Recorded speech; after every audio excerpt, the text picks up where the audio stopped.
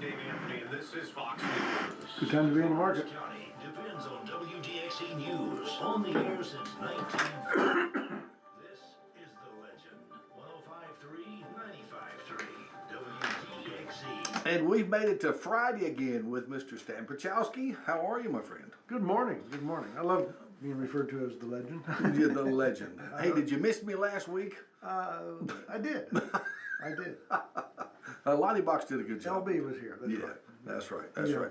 So it's been 2 weeks since I've met with you. It has. Yeah. You know, it's been it was sad 2 weeks too. It was sad 2 weeks. Let's see. Now did you have a seminar since we were? No, I had it July the 19th, so it might have July been 19th. a couple of weeks ago. Okay, but you got one coming up. I got one coming up. That's what it is. Yeah, one, but it's on September the 20th, so it's Okay. about a month, a little more than a month out. Okay. Now, to what's today, the 8th? Yeah, about a month and a week or so. But it's a Saturday seminar on, and it's going to be over here at WDXE in the back of the building. Will's Trust in the Nursing Home, we call it, and it's 10 o'clock on on Saturdays. And you know, we had a banner crowd at the last one we had over at the theater. You know, we had that's right. Almost 70 people showing up. Yeah, you actually tell me about that. That's And right. I like doing it at the theater and over here because it's a big venue. You don't have to worry about it. That's right. You know, some of the places we go, there is a limited seating. You know, there's a place in Franklin we used to go, and they've been doing some remodeling. Haven't been there for a while, but it only seated so many. You know what I mean? So, and a place we go to over in Lincoln County, the same thing. But anyway. Yeah, if you want to come to that, it's a Saturday, September the 20th. It's going to be right here in Lawrenceburg at the WLX radio station in the back of the building, where they dance and sing and play Pick and Grin on Friday nights. Yeah. You know, yeah, if you want to come to that, it's not too early to RSVP. We've already got quite a few, as a matter of fact. Usually, some of the early birds are the ones that maybe couldn't make the last one. Sure. Just roll over and schedule for this one. But we've had people calling about it. So very good. Well, that's been a very successful thing for you. It has, and I've been doing that for years. Yeah, you've been doing it a long time, and you've been practicing in this area of law for quite some time. Yeah. How long have you been actually a lawyer? Since 2002. 2002. That makes it 23 years roughly. And then you begin to focus on estate law. I've been doing estate law for about 10 to 12, but the first 1 or 2 for 10 years. But for the first 2 years in there was a transition time. Yeah. I used to do criminal defense work, and I decided to go this route, and you just can't turn everything off on that. You know, Sure. Got all kind of stuff still lingering. I just sort of stopped taking new criminal cases, and the other ones lingered on. And I actually was doing a murder trial. And they take a year and a half, and it's still going. And I finished that up. I think it was one of the last things I finished up before. It was exclusively just estate planning. When I originally switched over, I thought, I kind of liked the criminal defense. I mean, I was a trial attorney. I did a lot of trial work, and you just don't see trials anymore. I mean, there's some, but not like it used to be. And I used to do a lot of them, and I kind of liked it. And I thought I would kind of pick and choose a little more rather than not do it again. Yeah. But once I started down this path, I decided this is where my focus needs to be, and I just sort of decided I'm not going to pick and choose either. I'm just going to wean out of what I have and just not take anything else on and stuff. Sure. So, and I told all the circuit court judges because they were, I don't want to use the word picked on, but they would appoint me on a lot of cases, some of the high profile cases. And I had one of the judges told me that said, I'm not going to appoint you in any assaults or domestic violence or anything. He said, I want to save you for the rape and the murder charges, because I being an engineer, I'm a stickler for rules and details. And so when you try a case like that, there's not a lot of things to appeal, because you kind of dot all the I's and cross the T's in the first place. Yeah.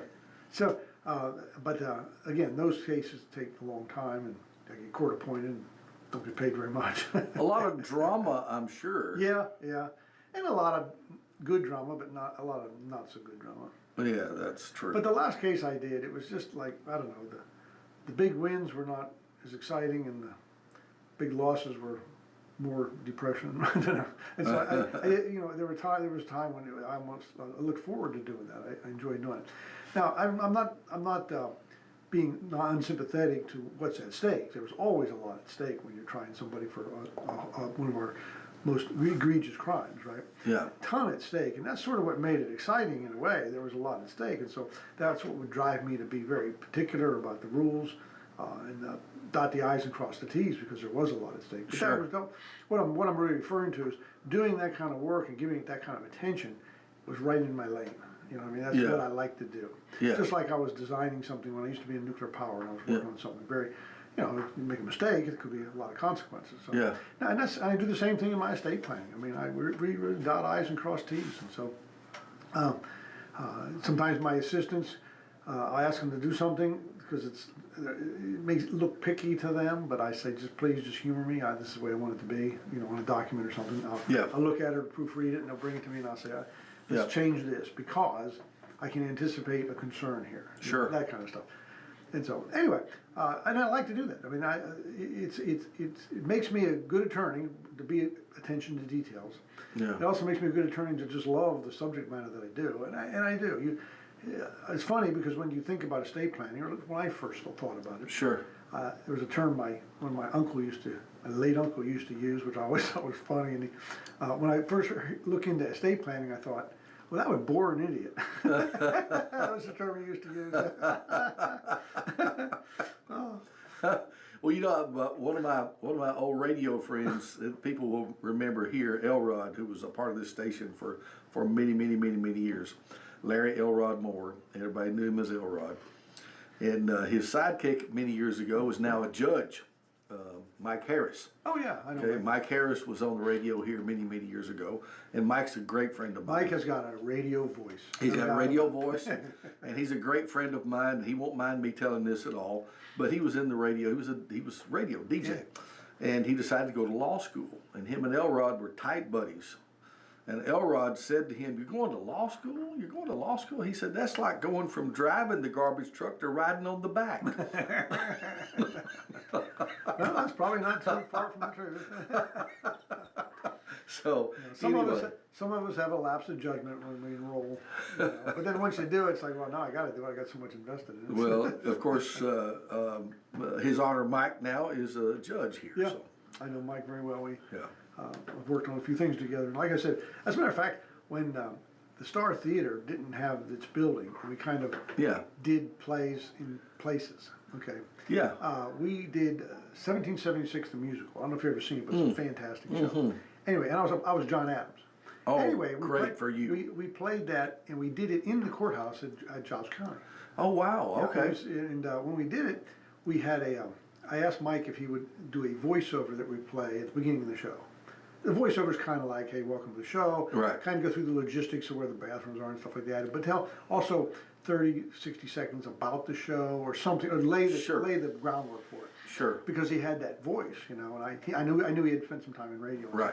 He came over to my office when I had an office on the square there, and we recorded that. And we played that every time we did it. So Yeah. it was fun. We're thinking about we're trying to get the rights. I think we do have the rights for 1776 for next summer. Oh, good. On our 250th. We got them early because we figured, if somebody else gets the rights and they're within a certain number of miles radius away from you, you can't get them. In other words, like if the Columbia Arts Guild had got the rights for 1776, they wouldn't give them to us at the same time because it's too close. Yes. And so and I don't know what the criteria is, but we decided to check early because the next year is the 250th birthday of the United States. Oh, that's right. And it's That's not right. it's not the let's see. Yeah, 26 of the signing of the Declaration. That's where it's coming from. Yeah. Yeah. And so we tried to do that. So I'm in a dilemma. I've been asked to direct it, but I kind of want to be in it again. But Well, I want to be in I that. am kind of older than the people that actually play those roles, so they have to young me up a little bit. They have to dye my hair. Maybe I'd like to play with that. That'd be fun. I've been in that a couple of times. So I was John Adams. So you can call me Mr. President. John Adams. I would think I'd like to be Ben Franklin. There was that movie, and part of Ben Franklin's role in that. And I know we're not talking about what we're supposed to talk about, but this is a good topic. It's okay. And Ben Franklin, he kind of plays a little bit of a comic relief, but there's spots in that play where he is just as serious as a heart attack. Yeah. Dead serious. And it grabs you in the audience that, he cracks these jokes, and everybody laughs, you know, and then all of a sudden he speaks up and says something, it's like, whoa, that's Yeah. so a sober statement that he's saying. He drove a stake down, right? Yeah. I mean, there's a line in there where he said, where they're arguing, because it's the First Continental Congress. And Yes. they all, you know, what's neat about it is it's probably very real to life, because all those folks, the 13 colonies that were there, they all have honest to goodness differences of opinion. Sure. And they're arguing their opinion. Sure. You know, you got the slave states and the non-slave states, that comes up for a little bit, but the big debate was whether we should sever our ties from England or not. You know, and Exactly. And Ben Franklin makes one comment where he says we're trying to do something he says it's never been done before in the history of the world. So this was a brand new concept to break ties with your parent colony. That's your right. parent country. It was never heard of before. So it's not like we knew what to do or had an example to follow. Yeah.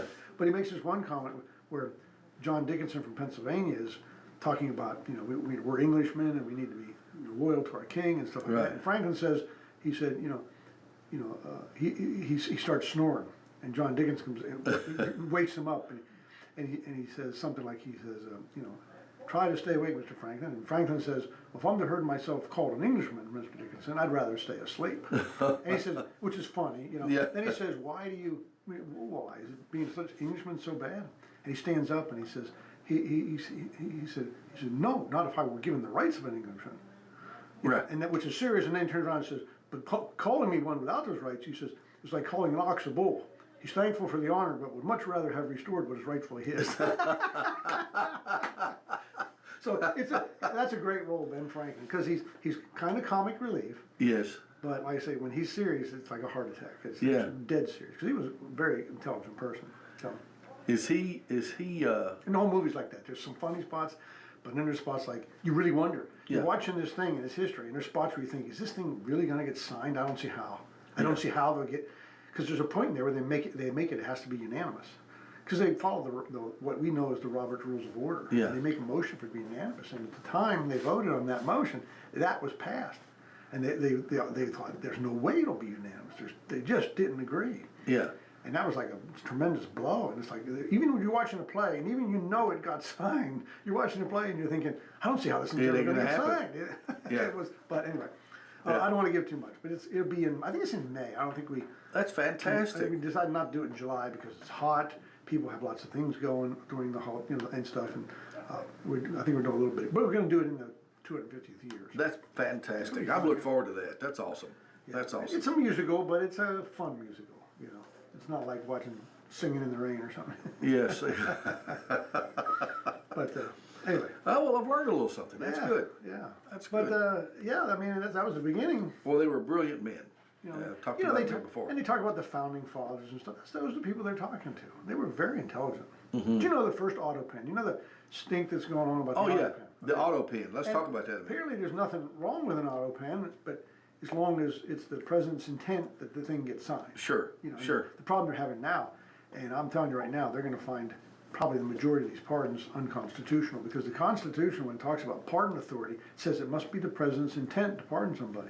Yeah. You know, somebody else signing it is going to violate that 100%. And if they can show that these things were auto pen, and you know what? In 100 days, he signed 1,400 of them, 1,400. Sit down and think about how long it would take you to sign your name 1,400 times in a 100-day period. That's and crazy. It's not possible he could have done it. And so, anyway, the first auto pen, I mean, not for the presidency, but the concept of this sign one document and Yeah. not have to sign the other 3 or 4, but Thomas Jefferson created one. And it was one of those things where, you know, it's like, you might have seen them I have actually as a kid, seen- where yeah. you have 5 pens on a little Yeah. apparatus that hooks them together, and as you sign one thing, the other 4 pens are moving in the same direction. That's with the right. Papers underneath and stuff like that. That's right. Seems like it'd be more trouble to set it up than it would be to just sign all 5 of them. Yeah. But that, you know, the concept of that's been It's been around for a while. been around. But again, you can show if you do that, you can show your intent to sign all those documents. Sure. Even if the argument is you didn't physically sign all those documents. Yeah. I mean, when you're doing important things like that, I don't think it's asking too much for the individual to actually sign it. To be honest with you, I agree. I agree. I don't think the auto pen is necessary at all at the presidency level. Why not just remove it and remove all doubt as to whether he has an intent to sign something or not? Yeah. So, Yeah. but we'll see how that turns out. It's not going to be pretty. No, it's And a not. lot of people who are pardoned are not. I can tell you that right now. They are not. And even if the auto pen doesn't fail, there's no such thing as a preemptive pardon. That will be shot down. Yeah. You can't say you're pardoned for any wrongdoing you may have done. Yeah. A pardon only exists if there's an actual cause of action. Yeah. At any stage, but it means you have to be charged. You have to be tried. And I know somewhere along there. I know you're right about that, but it's such a volatile political arena that they'll twist that somehow. I'm sure. I mean, it'll get to the Supreme Court and they'll argue why it's okay, and the other side will argue why it's not, and they'll come up with a decision. But that's the decision they'll come up with. They have to. I hope you're right. Because the constitutional authority is pretty clear. Yep. I hope. It's come up before. Okay. Yeah, the preemptive pardons come up before. Interesting. Huh. So anyway, that's where it all began, and that's law, and the stuff that we do, is founded in law. But some of the stuff I do is firmly rooted in what we call our common law jurisprudence, which means it just has been going on for a long time. Yeah. Back in the feudal days in England, estate planning, a lot of this stuff come up. Really? Yeah. That's an interesting thought. I hadn't thought about this, but when did estate planning actually begin? Actually began in Scripture. Ah. I don't know if I did it last Christmas or not, or did I? Maybe. But around Christmas time, I always do it on one of my other radio shows. And sometimes I'll do it. Let's just make plans. I'll do it here. I go over what I call the biblical perspectives of estate planning. That would be Do interesting you to me. know the word inheritance? Yes, inheritance. Is mentioned in the Bible, from cover to cover. Of course, it's either mentioned in the Yes. Hebrew, the Greek, or the Chaldee text. Okay. Right. Just under 300 times, cover to cover. Well, there's an actual physical inheritance of properties, but then there's also a spiritual inheritance that's taught in the Scriptures. But I'm speaking of the inheritance I'm talking about as far as Right. property. Yeah. Property. I mean, that concept comes straight from the Father. How about that? Now, but it's a little different. But and that's what I want to talk about today. Something along those lines, and that is. Before I get on that, let me preface the fact that you're in real estate, so you understand. But people have property, and they own property, okay? Yeah. And they want to keep it, and they want to pass it on. Right. And so, they want to let their heirs inherit property. But before we moved here from England, there weren't many property owners. Property ownership was one of the biggest reasons that we migrated here. That's what brought people here, because this place was so big and wide open. You could actually own a plot of land Yes. that you couldn't do in England. I mean, there's only so much over there, and it was already consumed by people, and if it wasn't consumed by people, the crown had it, right? Yeah. They claimed all of it. So, that was a big thing to move over, property ownership. Now, we've been doing that ever since, and that's unique to a lot of countries in the world. A lot of people don't, a lot of countries where you don't have the property ownership. So Yeah. that was very attractive, and in our history, everybody thinks, yeah, I own some property and stuff like that. Now, if you go to Scriptures, one caveat about owning property is that the Father says, it's all mine. Yes. It's not yours, it's mine. Yeah. I mean, he's very clear about that. Yeah. However, he's very, very generous, and he says, you can use it, you can have it, you can use it, you can be a good steward of it, and you can pass it down to your children and their children's children, Yeah. and you can create what is called the patriarchal family. Yeah. And he's very clear about it in the Leviticus, where he talks about, okay, okay, here's what I want you to do. If you're going to be good steward of some of my land, that's that's I'll let you have it. Right. But in the end, it all belongs to me, just like you do. Yeah, It's exactly. It's kind of exactly how he says it. And but here you can have this land, you can take care of it. But when you pass it down, we want to do it in a certain way that it stays in the family. It's called the patriarchal family. So he says, leave your land. It's called the birthright. Leave your land to the firstborn son. Yes. Okay? Now, people immediately would think, well, why the inequity? What if you have 5 kids? Or more sons or more daughters? But you're leaving it all to the firstborn son. Yeah. And the theory behind it was, people lived off the land. That was. If you don't have land, you don't have anything as far as survival. Right? Right. If you have land, you can grow food, you can trade, you can grow things to trade, you can have Right. a place to live. So when you leave it if you divide it all among the children, it gets fractioned up and it gets lost and it gets ruined. This way, it all stays together. And now, when you give the birthright to the firstborn son, a lot of responsibility goes with that, because now that person has the wherewithal to take care of everybody else in the family that didn't get the land, right? Yes. He's got it now. When you have a patriarchal family, you've got, let's say it starts with somebody and they are farmers and they farm it. Well, then you leave it to somebody in the family, and there's other family members, and one of them does something like, I don't know, in today's times, let's say someone starts a trucking firm, and they truck the stuff that the farm makes, or somebody else decides to open up a sawmill, and they, Yeah. I mean, next thing you know, this farm goes into a bigger, better business, more involved, and you can develop tremendous wealth in a family when you follow the rules of the patriarchal family, because next thing you know, you have generations of people that are contributing to it, and it just grows in business, production, wealth, in all kind of directions. And so, I think the government frowns upon that because you don't see it much anymore. What a lot of people do is say, I've got this 200-acre farm, I got 5 kids, they each get a fifth. Well, 2 of them want to keep it, 3 of them don't. They would say, buy me out. If they can't buy them out, it gets fractioned off, and now it doesn't stay a 200-acre working farm. Right. Well, often, especially now around here, a little different, but in a lot of places in the country, they Sure. just get lost. Right, right. And when the price of land starts going up, then people think, well, I'm just going to sell it because I want the money, I want the value. Right. But anyway, so what I was leading up to is I've dealt with this issue many times, but I think I've got the question twice for sure, maybe even a third time, just in this last week.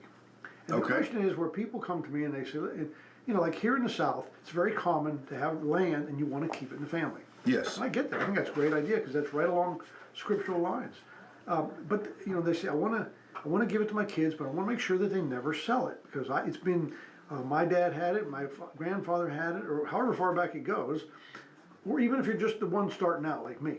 I never inherited anything, and I love this concept, and I thought, well, I got 150 acres, and I never inherited anything, but if you're going to have a patriarchal family, I guess it's got to start somewhere, so I guess it's going to have to start with me because there's nothing for me to pass on other than what I Right. gathered. So, Right. Or if it's been in your family for many years, you want it to stay in your family. Yep. Well, when that happens, and what I do for estate planning, we run into a little bit of a roadblock because a lot of people say, I want them to give it to my kids, but I don't want them to sell it ever, ever, never. Oh, yeah. Yeah. For all time. Yeah. And that's a problem, because when you're in the real estate business, there is a concept, and it's a common law concept, meaning it's been around. Common law concept is that there's this right called the alienation of property. Yeah. And it's a kind of an odd name, but the alienation of property is the ability to buy, sell, own, dispose of all the bundles of rights you have with real estate that you have. Right. Now, to leave somebody some land, you leave it to them. And it's like you give it to them, right? They Yeah. become the new owner. Yeah. To give somebody land and make them the new owner and then say you can never ever sell it ever is an unreasonable restraint on the alienation of property. Our courts have already ruled that. So if I tell people, if you have a trust or even a will where you say, here, I'm giving this to you, but you can never ever sell it. Yeah. It's not it's not really enforceable because if anybody challenges it, the courts will rule that as an unreasonable restraint on the alienation of property. Interesting. And so you can't enforce it. The courts will say, no, you can't lock it down like that. Now, there's a couple of reasons why you Right. can't lock it down. The alienation of property is one reason, but another reason that goes along with real estate, and you may have run into this, is you cannot violate the law of perpetuity. We have a law against perpetuity. I mean, something can't last forever. Yeah. In all time.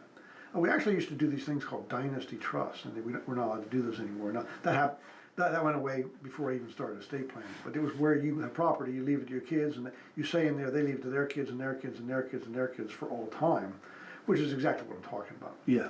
And so we can't do those, but you can't leave it to them and say they can never sell it. Now, the question is there a workaround or something at least is the next best thing, is what I call it, the next best thing that we can do. And it's interesting. So if you want to do that and just say don't ever sell it, if somebody says they can do that for you, that ought to raise a red flag because you can't. Well, let me put it this way, they can put it in the document and say the words, but the words are not going to be enforced. They're not That's going to the be problem. held up. Yeah, you're asking for a failure. If you're setting it up for failure, Sure. your heirs for failure. So, but if you really want to do that, there's a way to do it, and I think it's why our legislature enacted this. And that is, the way to do it is you say, okay, I'm not going to leave you the land. I'm going to leave you the land, but I'm going to leave it to you in a trust. So if I have a trust, and my trust says I'm going to leave it to you. Either way, I leave it to each of my kids, or let's just say I'm leaving it to one kid. So I'm going to leave it to my son, but I'm leaving it to him in trust. And while it's in trust, the terms and conditions of this trust are you can do anything you want with it. other than like commit waste, you can't trash it. But you do anything you want with it. You have full use and enjoyment of everything. But the only thing the only right I'm withholding from you in this trust is the ability to sell it. Now, the trust has to say you cannot sell during the life of the trust, which means the trust has a beginning and the trust has an end. Yes. So the law against perpetuities is not a problem because we have an end to it. Yeah. So it's not forever, it's for the length of the trust. But you can do anything else you want with it. Now, at the end, and we have a rule with that all interest in a trust must vest within 360 years. So the longest a trust can be in the state of Tennessee is 360 years, which in my opinion is probably about perpetuity. Yeah. But it's not perpetuity. It has an ending, and that's what, Yeah. that's what we're trying to do. Now, it doesn't have to be 360 years. That's just the cap. That's the most it can be. Yeah, that's so the a most. lot of people that do that, and I've done this several times, and a lot of people will say, well, give it a little more practical approach and say something like, let's do it for 50 years. If nobody really wants it, Yeah. I don't want to force anyone to have it. Yeah. Just think about it. If you give property to somebody, tell them they can never sell it, and that's enforceable, what if you have a kid that doesn't want it? Yeah. I mean, they have a life of their own, they got a career, maybe they live somewhere else. Yeah. And they're straddled with this piece of Tennessee property more that of they a have to burden. deal with, Yeah. and they can't ever unload it. I mean, just because you are so bent on keeping it in the family, but if they don't want it, and I run into that a lot. So the question is, do you want to make them have it if they don't want it? I mean, that's a choice the person has to make, but that's a question I would pose. In our minds, if someone who's thinking like that, they're thinking, why would they ever not want it? Exactly. They think that, but things change. I mean, look around. Yeah. Young people are not like we were. Now, I know every generation probably said that, but Yeah. I think it's really true now. But Yeah. Anyway, so they'll say, okay, let me kind of give it out here somewhere and say, we'll do this in trust, but the trust will expire after 50 years. Right. If at that point in time they just all want to sell it and get rid of it, they can. So you can be any length of time of this trust. It just cannot exceed it doesn't have to be 360 years. It just can't exceed 360 years. And I have a couple people, probably 3 so far, that's what they want. No matter what I say to them, and I'm not trying to talk them out of anything. Well, it's never my job to talk you into anything or talk you out of anything. But I just kind of pose the question: you sure you really want to do that to your heirs? Lock it down for 360 years? Yep, absolutely. I worked hard for it. And it's like, okay, now it's not about you right now. You're leaving it to them. No, I worked hard for it, and I want them to have it for forever and ever. Yeah. Yeah. I mean, it's a mindset, and that's okay. Yeah. If that's what they want, that's what I'll do. And we put it so, but you can lighten that up a little bit. But if you're going to do that, if it's what you want to do is lock this down so that they can't sell it, keep it out of the family. What we do, we can shorten the term of years like that, and also put in language in there to say that if anybody in this time period that's a family member that does have ownership wants to sell it, sometimes I'll put in a clause. We'll say you can, but it's got to be to another family member, either by affinity or consanguinity, which is marriage or bloodline. And that will keep it in the family. It's kind of another little escape clause for somebody that just plain doesn't want it. You know what I mean? Right. And if you don't want it, you're not going to take care of it. You're not going to farm it. You're going to use it. It's just going to go to, it's going to kind of be wasted. And when you don't take care of land, it gets pretty unusable after a while. Yeah. And so it's just another out clause. So there's a few things we can do to kind of soften that blow, just in case we come across somebody along the line that says, "Man, I just don't want it. I'm busy doing something else." Being in the business that I'm in, I've run into issues where there's language in the deed and some condition runs with the deed. Yeah. And Restrictive covenants. and restrictive covenants and that's pretty common for subdivisions, all that kind of things. But there are other. Sometimes I run into some that are like, why did they do that? And of course, it's burdened a piece of property to a point where you can't do anything with it. Those things need to run with the owner, run with the land. Most of the them land. run with the land. They run with the land. Unless you can remove those, but you need like a lot of predecessors and I titles guess to there's all agree one. to it. There's one here inside the city that has what's called a reverter clause. Have you ever run into that? That's like where ownership goes back. Yeah. If this condition is violated, it reverts back Goes back to the and it has caused quite a bit of angst on some properties that I know of. If you ever want to buy a piece of property, you're in the real estate business, you can advise your clients this, and there's a restrictive covenant. You want to think about that long and hard, because you can't just blow that off. Yeah. Now, typically, what there are things like this: you got to find a 200 acre plot of land, and it might say, "I don't want any building on here anything less than one house per 20 acres. Yeah. Something like that, because they don't Yeah. want to turn it into a subdivision. Right. That's kind of typical. But I've seen some pretty funky ones that you wonder, it's like, there was a reason for it at the time, but now it kind of, time outgrows the reason. Now, getting rid of them, you can get rid of them, but it's kind of it's a big deal. You It's gotta a get, big you gotta deal. get predecessors and interest of the people around there, Yep. the border owners to agree, and you can get rid of it, but it's hard. It's very difficult. I've run into that, and it's on some commercial properties where some things could happen or need to happen, or everybody wants it to happen, but the reverter clause says it can't happen. That's right. And you can make it run with the owner, which means once that person doesn't own it anymore or dies, then that goes away. And it was done so long ago that everybody knows nobody cares anymore, but still it's in there, and so that's what's hampered the whole thing. I've seen commercial pieces of property with restrictive covenants that say stuff like you can never sell alcohol, Oh yeah, absolutely. stuff like that. Yeah. I mean, because down here in the Bible Belt, people are like, they're like that, and they want to make sure that what their blood, sweat, and tears put together, and when they pass it down, they want to keep it that way. Yep. And they're afraid that will change it, and maybe rightfully so. I mean, that's not totally unreasonable, but it's if you're going to buy that piece of property, you have to read that covenant and and take it as if that's the way it's going to be. Because if somebody tries to enforce it because you're not doing it, they can. Yep. Now, what's the remedy for that? I mean, it's not like you get fined or anything. Now, there's a remedy, the one you're talking about. It's got a self-exacting remedy. If it's violated, property loses ownership and reverts to some other place. Right. Probably back to the original, but it can revert somewhere else. Yeah. Or their heirs. Yeah. And if you can find them, that's the other thing. Yeah, well, that's true. That's true. That's the other thing. You can't find the heirs. A lot of people will say, well, this is heir land. Heir meaning H-E-I-R. Yes. Heir land. And in just a couple of generations, like 2, Yeah. 3, you have got 50, 60 people that are falling in the heirs category. It grows fast. Yes, it And does. if you want to do anything, everybody who has an interest in that property has to be on board. Yeah. And just good luck getting 50 heirs to agree, especially if it's a valuable piece of property. And you got somebody that lives in New York or California that's just so greedy and say, "No, man, it's worth that much money. I want I want to sell my cut. I want the money. I don't want the land." Yeah. I mean, it's just That's what makes our job fun and interesting sometimes. Yeah, Is to have to handle some of that. That's funny. and when you deal with title insurance companies, I mean, when they research title and stuff like that, their job is to make sure none of those things will surface that can make a claim on the title. Yeah. And so when you have these heirs, that they'll kind of fail on the side of caution sometimes. Actually, most of the time. Oh, yeah. And just say, I want everybody and their brother to sign this thing to say they don't have a claim in it, so that nothing can ever come up. That's right. And if somebody really isn't one that needs to sign, they pretty much say, well, I want them to sign anyway. Yeah, that's true. Which they can't do, but people will do. But I mean, they just or if you can't find somebody, you insure the title, but you carve out this exception. So I'm insuring this title, but if this person that we can't find or refuse to sign, Right. give it up, I'm carving out of our insurance policy. We'll insure it against a good title unless this claim comes up. We're not insuring you against that claim because we recognize that as a possibility, and we can't seem to cure it. We can't fix it. Right. So that, it can get pretty involved.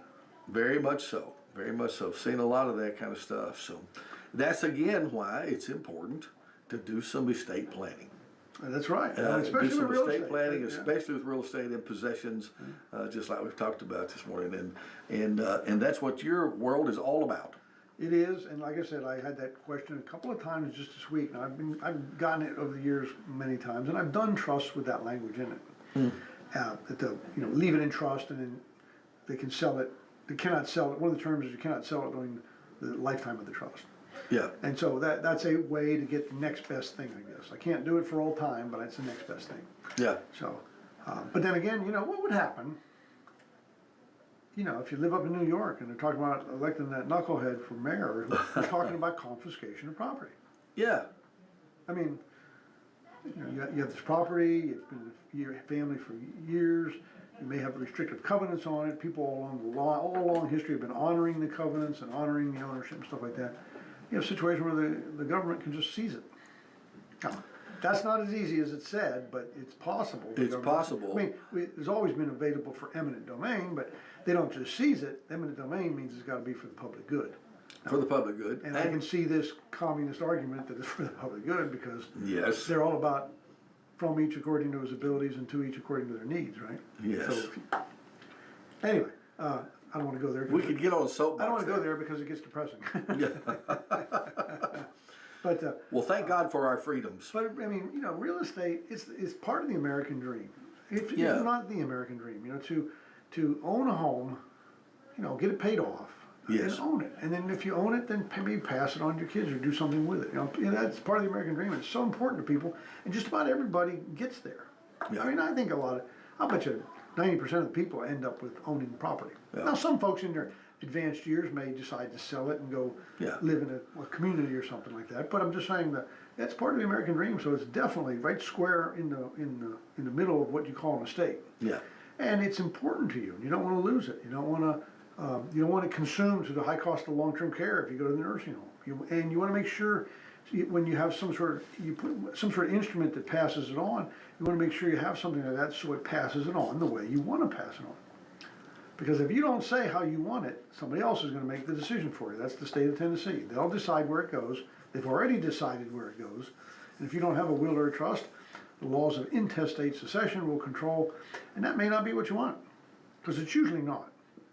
Because if you know, a lot of people that write wills, and if you've got a will out there and you're listening to me, or you've heard of them, you can relate to this. We call them reciprocal wills. You know, if you're married, let me put this, I'm not talking about somebody single, I'm talking about a married couple. Typically, a reciprocal will say, I leave everything to my wife, or sometimes you'll say spouse, but I leave everything to my wife, but if she predeceases me, because you know, when you have a couple, you got a first death and a second death, right? Right. So I leave everything to my wife, but if she predeceases me, then I leave it to my three kids, a third, and a third. I'm using myself for an example. You know? Okay. And then the wives will say, if I leave it to my husband, but if he predeceases me, then it all goes to the children, a third, a third, a third. So that addresses whether you're the first death or whether you're the second death. So if you're the first death, it all goes to the spouse. If you're the second death, spouse isn't there, it all goes to the children, a third, a third, a third, right? And that sounds typical, doesn't it? I mean, but if you are the first death and you don't have a will or a trust, you just have nothing, right? Right. Well, the laws of intestate succession take over, and they don't say that. They'll look to see if you have a surviving spouse. Now, if you're the first death, you have a surviving spouse, by Yes. definition, and you have three kids. Yeah. Right? So the laws of intestate succession say, in that circumstance, if you do have a surviving spouse and you do have children, lineal children, I mean bloodline, the spouse gets 1/3 or up to a child share, and the children share the rest. Now, the only time a spouse will get more than a third is if you only have one child, Yeah. and then they get a half. Okay, well, Yeah. I don't know why they don't just say that, but anyway, Yeah. all other things. If you have two children, she gets a third. Yeah. If you have three children, she gets a third, and on, and it keeps going, right? Yeah. And you're not going to have fractional children, hopefully. Right. You don't have 2.5 kids, right? Right. But so so let's say you have, like me, 3 kids. The wife will get a third of the land, and the children will each get a third of the other 2/3.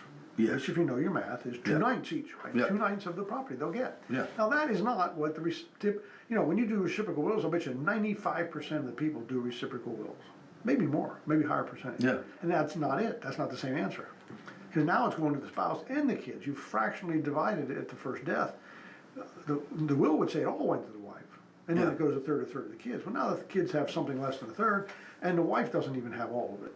Which I don't think, I'm not sure why they came up with that when they did intestate succession, but that's what it is. Wow. So, That's interesting. and another thing is, notice I say it goes to your children, but it goes to your lineal children, which are bloodline. Okay. Some people may have an adopted child that they want to include in that. Yes. And that does not include an adopted child, Now, why is that? because it's not a lineal child. Okay. Well. Okay. You know what? I'm going to take that back. I misspoke. If it's adopted, it is a lineal child. I'm Yes. a lot of people have stepchildren that they might want to There you include. go. in I that. thought Yeah. I was going to say. Oh, wait a minute. I think I know better than that. Okay. You do, and thank you for correcting me. Because when you said it, I went back to my head what I just said, and I thought, oh no, that's it. Adopted. If you're adopted, it's like you're a blood child. Yes, once you're exactly adopted, right. by law. The law Yes. says you're a biological child, even Yeah. though you're not. You are. But I mean, you are. But stepchildren is what I'm referring to. And I have some people, I have a lot of people that often say, you know, I got a stepchild, and I've been a stepchild since they were 5 years old, and Yeah. stuff, and I want to give them an equal share as everybody Yeah, else. and you can include them, you just have to You say just so. have to say so. Right. But the laws of intestate succession do not Yeah, bring which, them in. which happens if you don't have a If will. you say nothing, they're gonna be left out.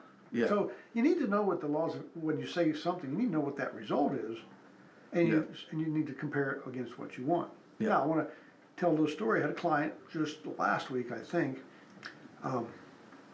elderly gentleman. Yeah. And he wanted to disinherit a child, okay? And, you know, he told me why, but I mean, the reason's not really important, but he definitely had made his mind up, he wanted to disinherit that child. Yeah, And that child's descendants, Yeah. for a reason of his own.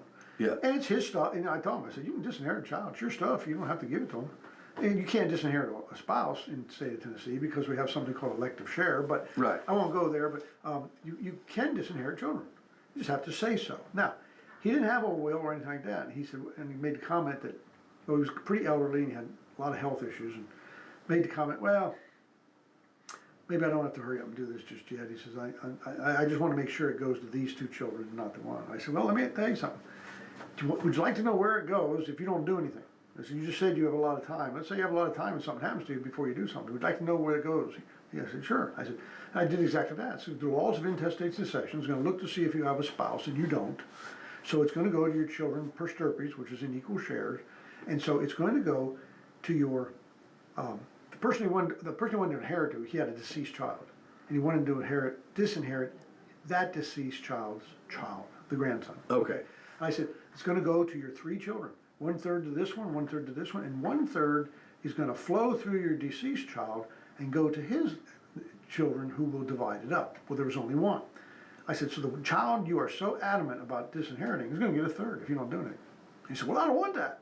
I said, well, I know you don't want that, so you need to do something where that's what you're gonna get, is my point. yeah, He said, well, I can't have that happen. I can't have that for these reasons you want. It's like, I understand. You have to understand that I'm telling you what's gonna happen if you don't do anything at all. yeah, So if you want something else, unfortunately, it's like an affirmative action thing. Sure. You've got to do something. If you wait for the default, which is what intestate succession is, that's what you're gonna get. So if that's not what you want, unfortunately, you gotta get up in the morning and actually do something. Write a will or do a trust and put it down, and now you can get what you want, you just have to do it. yeah, you have to document You it. get exactly You have what to you do want, you have yeah. to put the right You have to steps in memorialize place. it into an instrument that will be enforceable after death. Yeah, And I see it a lot. I see Yeah. I see it a lot with you know, real estate and estates that we may be handling in one way or another, and they haven't got a will, and it's divided out among the in-state, what do you call it? Intestate. Intestate. Well, there's two sections of code. One's called testate succession, which is Right. when you have a will, When you have a and then will. one's called intestate succession, when you don't have a. Right. Well, you don't have a instrument that divides. Right. That's a probate term, testate and intestate. Right. But Which has the probate has to happen before you can do that. well, probate only happens if you have a will. Right. Or not a will. If you, Right. if you have a will or nothing at all, probate's a legal assurity. If you have a Yes. trust, it's a complete probate avoidance That's right. technique. But both instruments, you can say what you want, and then you'll get what you want. Yeah. Now, it's an easy thing to do, and land and how you want it to go is so important to people. Yeah. Please don't. I ran into just fairly recently anyway. There was a passing with no will, and there's a bank account, and so they're trying to figure out how the heir, which is a son, is going to figure out because the bank can't do anything at this No, point. no, you can't. So he's going to have to probably go to probate. Oh, absolutely. If you did nothing, And probate. so he's going to have to get it assigned somehow in order to access, the account and handle what's left of the properties. Now, that's a scenario where you got to think like an attorney. Yeah. If you have a will, all wills go through probate. Yes. So the guy doesn't have a will. Doesn't have So one. how does he get to probate? Well, the state of Tennessee writes a will for you. It's Yeah. called the laws of intestate succession. Now you have a will, now you go to probate. Yeah. And the division of property is decided by that statutory scheme. Yeah. Now, the bank can deal with it, but what's gonna happen, they have to open a probate, open up an administrator, which is what would be an executor if you're executing a Right. will, an administrator administers the estate, and that person gets letters of administration, which is the power to do so, that person who could be the person, but if that person can go to the bank and say, I want to take over this bank account so I can distribute it, and the bank will say, let me see your letters of administration. That's a court order saying he has the authority to do it. Right. Then the bank can act. Yeah. Because they're dealing with the estate of Yeah. that guy, Yeah. which is dealing with that guy. Yeah. And I couldn't give him any legal advice on how to do that, so I said, go see your lawyer. Because you haven't got your honorary degree I don't yet. have my honorary. I said, you're going to have to go see a lawyer to get this solved. Yeah. So, I'll come in with a lightsaber someday and bestow you, knees down on one knee, and I'll knight you honorary estate planning. So I was not giving legal advice. I want that very clear. I gotta tell you, I guess maybe I'm not as sharp as I should be on this Friday morning, because every time I look at your clock, I think, I can't believe I've only been talking for 8 minutes. It says 8:08. Yeah, we're. But it does, now it just dawned on me, it shows the date. It clips back and forth. Yeah. Yeah, we're winding down. We've almost filled an hour up so far. But Yeah, I must have slipped into a wormhole or something. Yeah. It seems like I should be farther into the hour than that. It shows, like I said, it shows the date, and I guess every August date is gonna fool me, right? yeah, he's right. Because Right. we're somewhere on the 8 o'clock hour when we're here on Friday, so, anyway. Oh, well, we are winding down, so, we talk about this land and stuff and all these different things. All these things, if you follow their history and their roots, Yeah. especially with land and inheritance. I used to have a pastor that used to use a phrase, and I like it. He said, if you follow this stuff back far enough, you're gonna get your feet wet crossing the Jordan River, because it'll come out of scriptures. Okay? Yes. And it got rooted into our common law when we migrated here from England, because England is a Christian based, Yeah. or scriptural based country, and we are too. And a lot of this stuff comes from there. Now we've codified things and sometimes modified some things, but this concept of land is firmly rooted in our history. And so it's an important thing. And if you get yourself a chunk of it, because we know what's the old saying, they're not making any more of that. Right? That's right. There's planet Earth, and it's already been discovered. I am an advocate of real estate. You know that. And so if you got a chunk of it, it's a red letter day in your life, right? It's a big deal. You've accomplished part of the American dream. You've got a piece of property, and it's important how you pass it down. So please, like I said, if you don't do anything, it may not be the way you want. So please don't sit on your hands on this. It's not that difficult to do it. Do something to make sure it gets where you want it. Absolutely. Unless you're just somebody that says, I don't care, the kids can fight over it. Well, if that's the case, then don't do anything, because you don't care. Yeah. If you do something, you're doing your heirs a favor, is what you're doing. That's exactly right. You're not doing it for you. You've already got the land. Right. You can't take it with you. Right. So, but do it for them. Often say some estate planning you don't do for yourself. You do it for the people you care about. So. That is right. But anyway, if you want to talk to me about that kind of stuff, that's what we do. That's what we do at Pierchoski Estate Law, Pierchoski Elder Law. We do trust writing.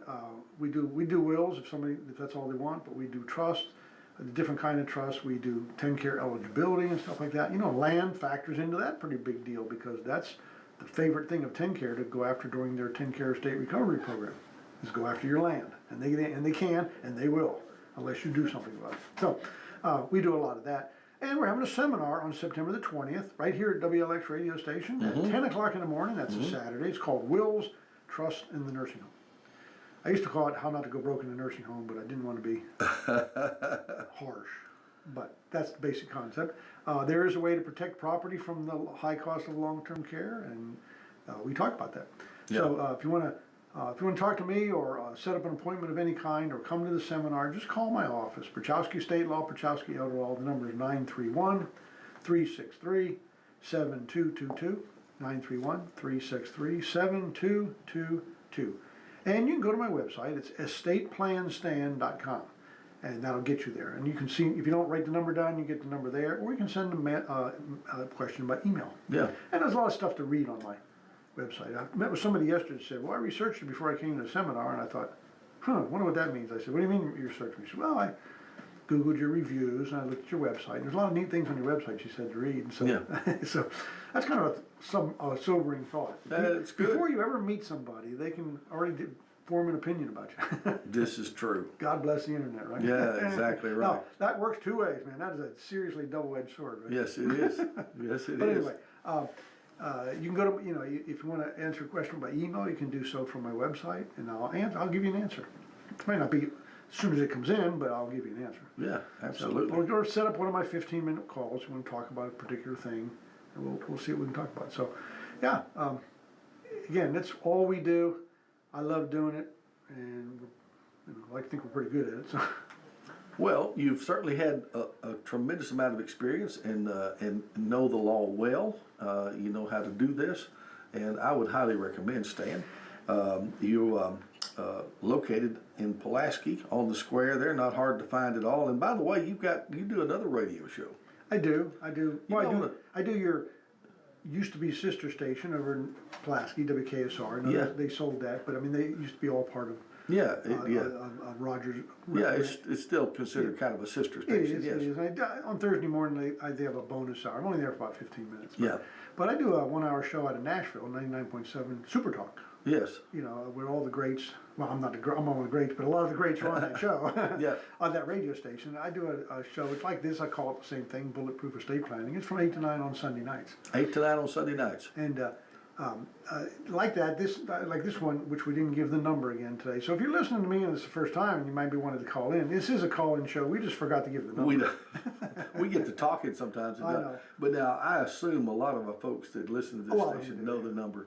But yeah, we're pretty much out of time today to Yeah. take phone calls. But Right. but next Friday maybe we'll remember to We'll be- give the number quicker. We'll be back next Friday at 8 o'clock in the morning for the next episode. Yeah, and of I would, Bulletproof Estate Planning. And if you have a question or an experience or a life experience you want to share, or just a question, call in and ask it. You can Yeah. make it generic. You don't have to give names if you don't want to, but just give me the facts and we'll give you the best answer I can give you. Yeah, we would certainly encourage it. So load up between now and next Friday There you go. with some questions for Stan. Challenge me. I love it. I love it. Yeah, I may have to think up some myself. There you go. so Make me whatever, think. but, It's good. It's good for me. Absolutely. We still got about a minute and a half to fill out, and I just want to ask right quick: is anything happening at the Star Theater? Oh yeah, they finished a good run of Bye Bye Birdie last weekend. Yeah. They had a good show of that. Now the next thing in production is Steel Magnolias. Oh yeah, you told That's me. coming. that I was- think it's. I know. I'll get you a flyer. But I think it's late July performances. I mean late September performances. Late September, yeah. I think it's in September, but it would have to be later on because they just. that is a comedy, but also a very dramatic. It is, and it's a small cast, like 5 or 6 women. Because it's not like the movie. The whole thing takes place in the beauty shop. It's Yeah. not like in the movie where sometimes things are not in the beauty shop. But Yeah. most things are in the beauty shop, even in the movie. Yeah. But yeah, it's pretty close to the same storyline. Yeah. So yeah. and we've done it at least once before, if I remember, Yeah. maybe twice. But yeah, we got some good actors in that. Right now during the theater, they do their classes. We got walk-in improv. We got some dance classes. How's the improv thing going? Pretty good. Pretty good. We still every Thursday night you just pop in and do it. I I probably get there about every other time. want to try to make that one. I think that'd be fun. It is kind of fun. That'd be fun to do. Stan Pierchoski, everybody. Pierchoski Estate Law, located in Pulaski, on the square there, not hard to find at all. And of course, check him out online at estateplanstan.com. That phone number 363-7222. Until next time, my friend. And I'll be back next week. All right, see you then. It's a plan. Right on the money. War crime. I'm Dave Anthony, That's a war Fox crime. News.